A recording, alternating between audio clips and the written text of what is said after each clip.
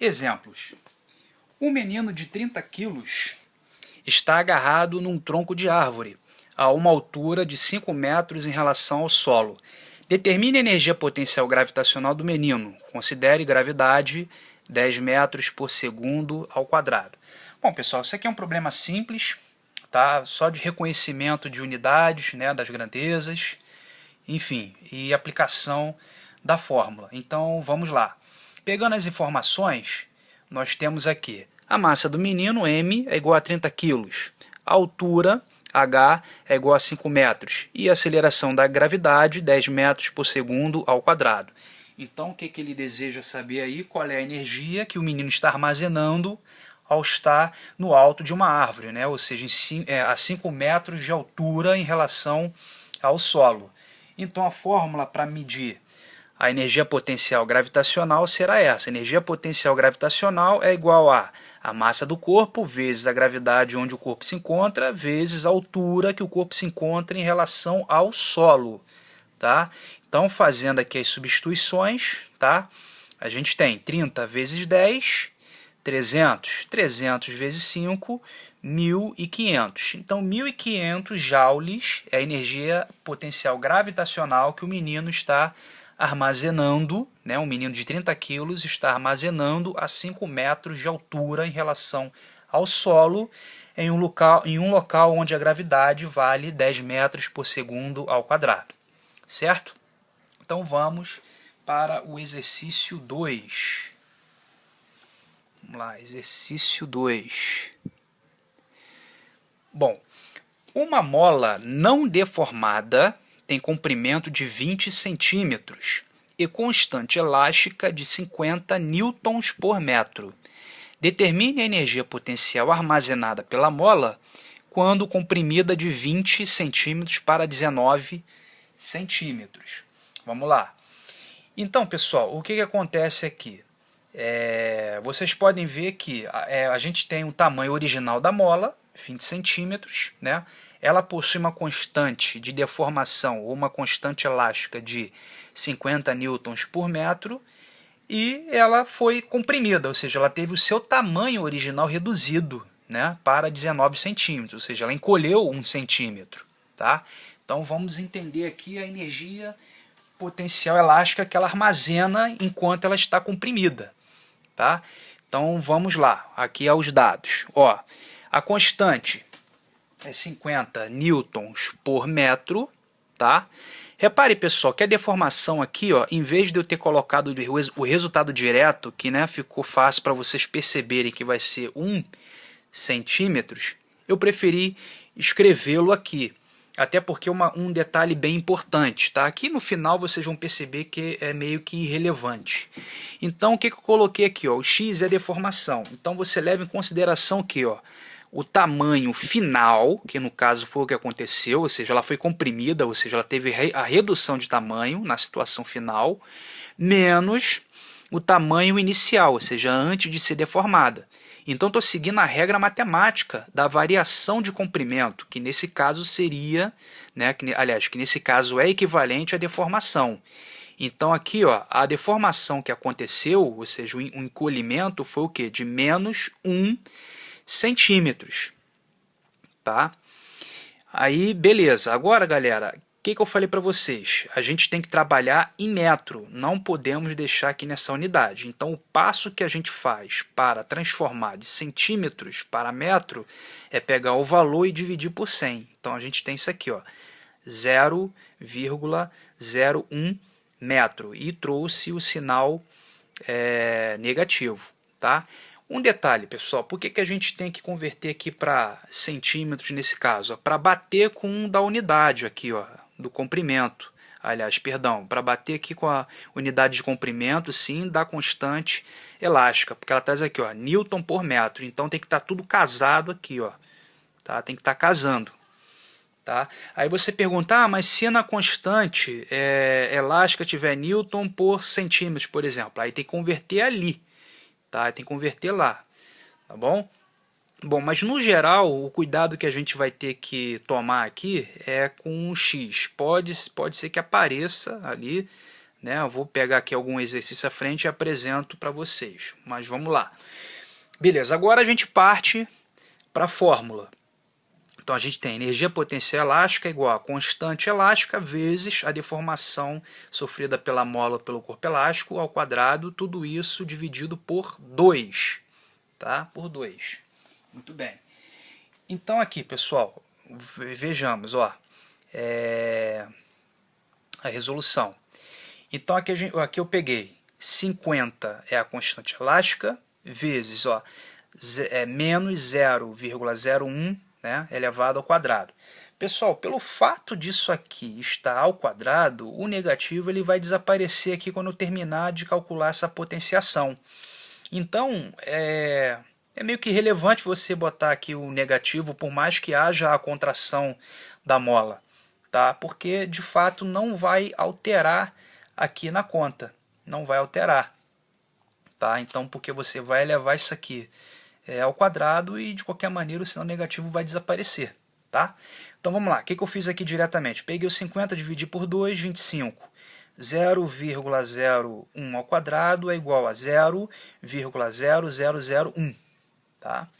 Bom, e aí aqui do lado fiz a multiplicação, tá, de 25 por esse valor aqui. Então a gente chegou em 0,0025 joules. Bom, podemos até parar por aqui, pessoal, caso vocês queiram deixar em número decimal, tá, sem base 10. Ou você pode deixar em notação científica, que é essa linha aqui, onde eu estou destacando. Então, para você deixar em notação científica, o que você faz? Ó, você desloca essa vírgula aqui, parando entre os 2 e o 5. Então, aqui, ó, vírgula entre 2 e o 5. Então, você conta 1, 2, 3. Como é um número que está começando por 0, então você tem que colocar o expoente negativo. Então, por isso que você conta 1, 2, 3. Então, menos 3, porque começou com 0, tá? Então, fica 2,5 vezes 10 a menos 3 joules, tá? Agora, aqui embaixo, no canto esquerdo, né, inferior, apresentei, só para reforçar, essa explicação aqui do menos 1. Então, aqui, ó, na parte inicial do problema, a mola tinha 20 centímetros. Então, alguém fez uma força comprimindo essa mola. Então, ela reduziu de tamanho, foi para 19. Então, repare que a deformação dela aqui, ó, 1 centímetros. Tá? Então, pelo fato de ter acontecido aqui a compressão, então coloca-se o sinal negativo. Poderia ter feito ao contrário, né? Tá aqui em 20, puxar para cá ela ir para 21. Então, nesse caso, vai ser o quê? Uma expansão. Então, a gente considera que seja positivo, né? O 1, tá? Porque comprimiu, ou seja, o tamanho final é superior ao inicial. Aí você faz 21 menos 20, 1. Tá? 1 positivo. Tá bom? Isso aqui é só para reforçar mesmo. Então, lembrando, pessoal, o sinal aqui, se você jogar na fórmula, não vai fazer diferença, porque ele vai ser tirado por conta do expoente 2. Tá? Então, é só esse detalhe. Vamos aqui para o exercício seguinte.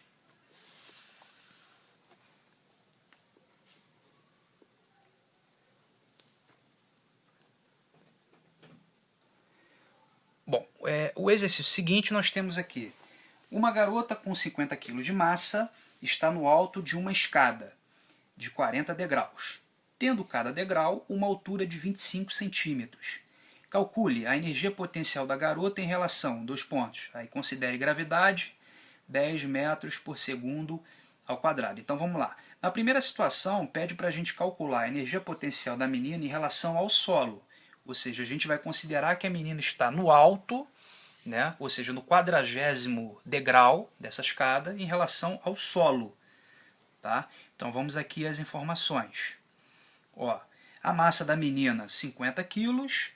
A altura, né? A gente precisa fazer o quê?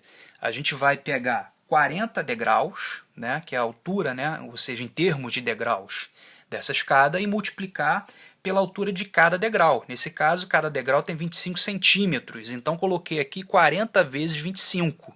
Tá? E aí chegando no resultado de 1000 centímetros. Essa é a altura total da escada, ou seja, do 40º degrau até o solo.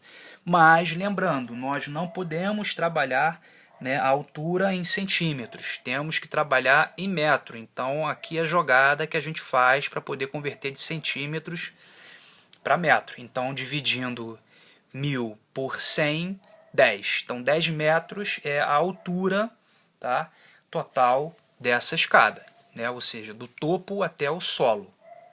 Vamos lá, então, utilizando a fórmula, a energia potencial gravitacional é igual a massa, gravidade, né, vezes a altura, né, massa vezes gravidade vezes altura. Então a massa da garota é 50 kg, vezes 10, que é a gravidade, e vezes 10, que é a altura da escada, ou seja, a altura que ela está, ou seja, do 40º degrau até o solo. Tá? Então, fazendo essa conta, a gente chega aqui, ó, 5.000 joules. É a energia potencial gravitacional armazenada pela garota de 50 kg, que está no 40º degrau, ou seja, a 10 metros de altura em relação ao solo. Tá? Beleza, então vamos agora olhar o item B. Agora no item B, que é calcular a energia potencial, né, em relação ao 10º degrau. Ao 10º degrau, ou seja, agora a gente vai subir um pouco, né? Ou seja, a menina continua no topo, continua lá no 40º degrau, só que agora você, em vez de olhar como relação o solo, vai olhar em relação ao 10º degrau. Tá?